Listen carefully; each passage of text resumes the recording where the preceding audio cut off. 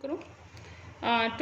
Today's topic is concept of health. इसमें health में क्या क्या पता होना चाहिए कि what is health, illness, sickness और डिजीज़ में क्या अंतर है, डायमेंशंस एंड डिटर्मिनेंट्स क्या होते हैं, इन्यूमरेट करने के लिए आता है epidemiological triad and various theories of disease causation, this is asked, और लेबल्स ऑफ प्रिवेंशन, और किस किस का क्या क्या एग्जाम्पल होता है ये भी उसमें आएगा आगे प्रेजेंटेशन में, and natural history of the disease. So these are the important questions about this session. Now coming to the health, sickness, illness, disease, इन चारों शब्दों का क्या मतलब है। हेल्थ का डेफिनेशन बहुत इंपॉर्टेंट है, पूछा जाता है physical, mental, social wellbeing, not merely the absence of disease और इन्फर्मिटी, दोनों शब्द बोलने ज़रूरी हैं।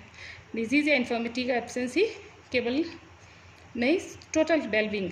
इलनेस इज सब्जेक्टिव सेंस, खुद को बुरा लग रहा है, लाइक जनरल मेलाज और टायर्डनेस की जो फीलिंग होती है उसे इलनेस कहते हैं। Sickness is social outcome of the illness is sickness, जो सोशल उसका रिफ्लेक्शन होता है। Disease is the absolute physiological और पैथोलॉजिकल प्रोसेस जिसमें देर इज सम पैथोलॉजी और psychological derangement is involve. Now coming to the spectrum, अगर पूरे positive health से नेगेटिव हेल्थ तक हेल्थ का सीन सिनेरियो चेंज होता हुआ देखें तो most worst outcome is mortality, most good outcome is positive health, और बीच में माइनर थोड़ा इल है तो minor morbidity, illness, departures for health is मैंने बताया था मॉर्बिडिटी है, और सीरियस मॉर्बिडिटी इज़ बहुत ज़्यादा इल है। ठीक है, morbidity means anything that make departure for health from health. Now coming to the dimensions, enumerate the dimensions, ऐसे क्वेश्चन आता है। Environmental, physical, emotional, intellectual, spiritual, occupational, financial and social, these are the dimension. रटी हुई होनी चाहिए dimensions क्योंकि इनको enumerate करने के लिए आता है। Now coming to the physical, mental, social, intellectual, spiritual and emotional wellbeing का क्या मतलब है। फिजिकल का मतलब total physical activity, all body part are fit and working. Intellectual का मतलब cognitive ability to behave. Spiritual, what are the rituals, what are the believes of the individual, what are the behaviour, so they represent the personal beliefs and value of the individual is spiritual, and emotional is how balanced personality person is, health, adjusting mindset, not getting agitated, freedom from the internal conflicts, all these things, strong self-esteem, capability doing the things and knows his limitations, matlab lying in the real background is emotional. So these are the dimensions of health in enumeration. पिछले slide में enumerate किया था, ये थोड़ा सा detail है उसका। ना डिटर्मिनेंट्स क्या होते हैं, जो फैक्टर्स जो हेल्थ को डिटरमाइन करते हैं उसे डिटर्मिनेंट्स कहते हैं। बहुत सारे फैक्टर हेल्थ के इफेक्ट करते हैं, जैसे एज, बच्चों में कुछ डिजीज़ ज़्यादा होती है, कुछ डिजीज़ एल्डरली में ज़्यादा होती है, कुछ रिप्रोडक्टिव एज पॉपुलेशन में, तो डिजीज़ एज के हिसाब से वेरी करना डिजीज़ का। जेंडर, ऐसी हेल्थ भी एज के हिसाब से वेरी करती है। जेंडर मेल फीमेल में अलग अलग, जेनेटिक्स लोगों की अलग अलग, race, literacy, socio cultural, behavioural, socio environmental and external internal environment. Internal means body की सेल्फ की फिटनेस, बॉडी की biology. External is environmental factor that effect the body, nutritional and service delivery, all these are the determinants. Determinants are the factors that influence the health status. Now this is important, causation of disease. Supernatural, पहले कहते हैं ना भूत प्रेत, इनसे disease हो जाती है कि पापों का पनिशमेंट है या बुरे कामों का फल है। कॉन्टेजियस थ्योरी का मतलब होता है बैड ईयर या close contact with the disease person. Disease person के एकदम क्लोज कॉन्टेक्ट में आने से इलनेस जो होती है, पहले जो कुछ रोग वगैरह इसका छूने से फैल जाता है या सोशल डिस्क्रिमिनेशन करने लगते हैं, this is not good thing. Now germ theory of the disease का मतलब कि देर इज अ माइक्रोब और germ is responsible for causation of the disease, is germ theory of the disease. In 19th century bacteria was discovered by Robert Koch and Louis Pasteur. ये one liner question ये पूछा जाता है, and ये theories के नाम पता होने चाहिए। What is the contagion theories, what is the germ theory, what is the supernatural theories. Now coming to the epidemiological triad is made up of agent, host, environment। किस किस से बना होता है। एजेंट क्या है, जो कॉज करता है डिजीज़ को। होस्ट क्या है, जिसमें डिजीज़ होती है, उसके एज से जितने भी मैंने डिटर्मिनेंट्स बताए वो यहाँ पे आ जाएंगे कैरेक्टरिस्टिक फैक्टर्स में। और जो कैरेक्टरिस्टिक ऑफ द एनवायरनमेंट, मतलब जो एक्सटर्नल एनवायरनमेंट है इसमें आ जाएगा एक तरीके से, जिस कंडीशंस में वो रह रहा है व्यक्ति, वो सारी कॉजेशन ऑफ डिजीज को इफेक्ट कर देते हैं. These all the three cause the made the epidemiological triad. Now coming to the epidemiological triad again, जब कोई डिसबैलेंस होता है ना तब डिजीज कॉजेशन में disbalance between the agent host and environmental factor में यदि चेंजेस हो रहे हैं उसके कारण या एजेंट होस्ट के अंदर जा रहा है या होस्ट की इम्यूनिटी पुअर हो रही है, तो इन तीनों का इंटरेक्शन और disbalance is responsible for the causation of the disease. Any kind of interaction host के मामले में मान लो इम्यूनिटी प्योर है, एजेंट के मामले में अभी हम समझ सकते हैं कोरोना वायरस डिजीज से कि corona virus is the agent और बहुत सारे एनवायरमेंटल फैक्टर्स उसे गवर्न कर रहे हैं उसके occurrence distribution and there are several determinants of the disease. Wave theory of causation is, ये क्वेश्चन पूछा जाता है, इट्स नॉन कम्युनिकेबल डिजीज के लिए होती है और बहुत सारे फैक्टर मॉडिफाइबल और non modifiable factor non communicable disease के अकरेंस को प्रभावित करते हैं. मॉडिफाइबल फैक्टर्स जिन्हें मॉडिफाई कर सकते हैं हम अपनी लाइफ स्टाइल से, लिविंग स्टाइल से. नॉन मॉडिफाइबल फैक्टर जैसे एज, सेक्स, रेस, ये सारी चीज़ें जेनेटिक्स नॉन मॉडिफाइबल होती हैं once they are in our life. लेकिन मॉडिफाइबल फैक्टर्स को अगर हम कम करेंगे उनके से नॉन कम्युनिकेबल डिजीजेस जो भी हैं वो रिड्यूस की जा सकती हैं. ना natural history of the disease बहुत इंपॉर्टेंट है. Natural history of the disease का मतलब है डिजीज़ का जो कोर्स होता है, disease from the time of entry of कोई भी पैथोजन ह्यूमन होस्ट में घुसने से लेके डिजीज़ कॉज करने तक जो कुछ भी और जो डिजीज़ के फाइनल आउटकम है, ये total scenario is called natural history of disease. 2 phases में डिवाइड किया जाता है. प्री पैथोजेनिस फेज जहाँ पे एजेंट और होस्ट और एनवायरनमेंट तीनों फैक्टर्स के इंटरेक्शन के लिए कंडीशन निर्मित होती हैं.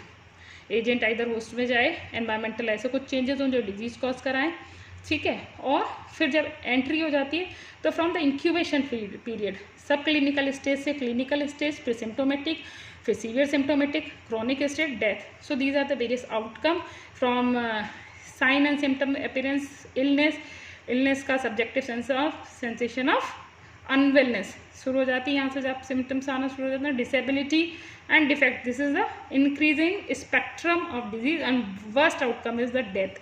और यहाँ पे दिखाया गया है कि ये this is the early pathogenic phase.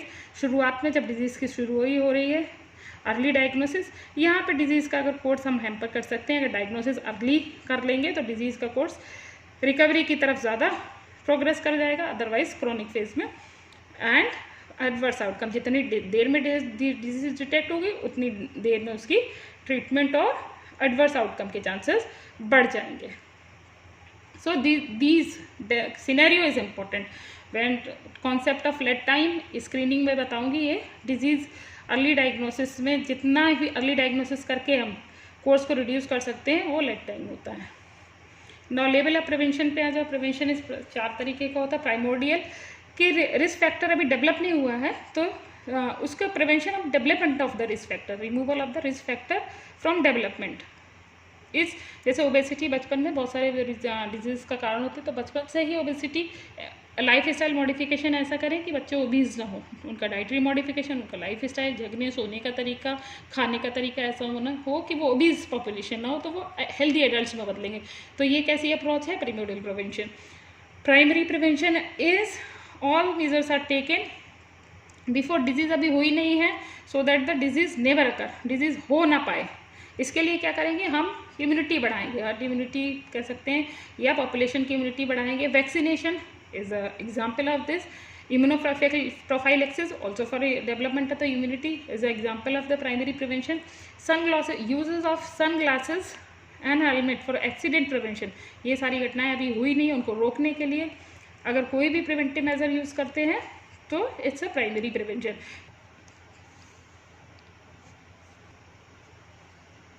Primary prevention बता रही थी मैं. इज डिजीज़ अभी हुई नहीं है, उससे पहले डिजीज़ का प्रिवेंशन करना है. For example vaccination, sunglasses. And जो मोड्स ऑफ इंटरवेंशन जो है इसमें health promotion, lifestyle modification, specific protection, ये सारी चीज़ें. जो uses of sunglasses and helmet for road traffic accidents comes under the specific protection. और vaccination जो इम्यूनाइजेशन करते हैं वो भी स्पेसिफिक प्रोटेक्शन में आता है. And coming to the secondary prevention में डिजीज़ हो चुकी है, so early diagnosis of the disease is Secondary prevention, early diagnosis and treatment of the disease is secondary prevention. Example is screen, when we do screening for identification of disease, early identification. तो screening is example of secondary prevention. Tertiary prevention, disease हो चुकी है and we have to reduce and limit the impairment and disability and to promote the well-being and adjustment of the individual towards the condition. So this is tertiary prevention. Tertiary prevention जितनी अच्छी life हम उसको दे सकते हैं, दूसरे शब्दों में उसकी जितनी भी डिसेबिलिटी इम्पेयरमेंट के साथ वो रह रहा है, उसको उसमें भी कितनी अच्छी लाइफ हम प्रोवाइड कर सकते हैं, इस टर्सरी प्रिवेंशन. नाउ अब इनके शब्दों के मतलब पूछे जाते हैं. डिजीज़ में पहले बता चुके हैं. इम्पेयरमेंट का मतलब होता है कोई भी बॉडी पार्ट्स का लॉस या डैमेज. मान लो फुट कट गया तो इट्स कॉल्ड इम्पेयरमेंट. और डिसेबिलिटी क्या होता है, उस इम्पेयरमेंट की वजह से जो काम करने में दिक्कत आती है, वर्किंग प्रॉब्लम आती है, उसकी वजह से उसे डिसेबिलिटी कहते हैं. पैर के कटना इम्पेयरमेंट है, उसकी वजह से जो चलने में दिक्कत आती है, नहीं चल पाते हैं, इस डिसेबिलिटी. अगर हम आर्टिफिशियल फुट लगा दें और उसको वॉकिंग के लायक बना दें, सो दैट शी और he can adjust for his life, तो वो एक तरीके से रिहैबिलिटेशन हो जाएगा. यहीं पे रिहैबिलिटेशन का मतलब समझें, that comes for the under the rehabilitation, कि हमने उसकी बेटर एडजस्टेड लाइफ के लिए एक पॉजिटिव इंटरवेंशन किया. एंड हैंडीकैप का मतलब जो सोशल आउटकम ऑफ डिसेबिलिटी और इम्पेयरमेंट का, जो सोसाइटी में उसको अनवेलनेस फील होती है, इन सारी चीज़ों के डिसएडवांटेज फील होता है, उसको सोशल हैंडीकैप्ड कहते हैं. फाइनल सोशल डिसएडवांटेज को इज कॉल्ड हैंडीकैप्ड.